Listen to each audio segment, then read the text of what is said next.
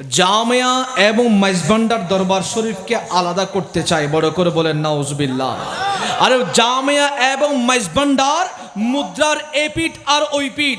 আরে এই পিঠও যদি দেখতে পাও, যদি তুমি জামিয়ায় যাও সেখানে তুমি মাইজভান্ডার খুঁজে পাবা, আর তুমি মাইজভান্ডার দরবার শরীফ যাও সেখানে তুমি জামিয়াকে দেখতে পাবা। সুবহানাল্লাহ।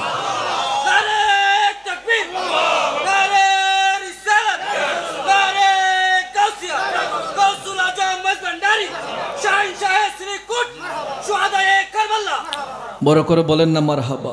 যেখানে মাওলা হুজুর শিক্ষা দিয়েছেন, বান্দা তোমার অন্তরে অন্য কোনো কারোর জন্য হিংসা থাকতে পারবে না। ঠিক আছে না? ঠিক আছে নি? ভুল বলতেছি কি না?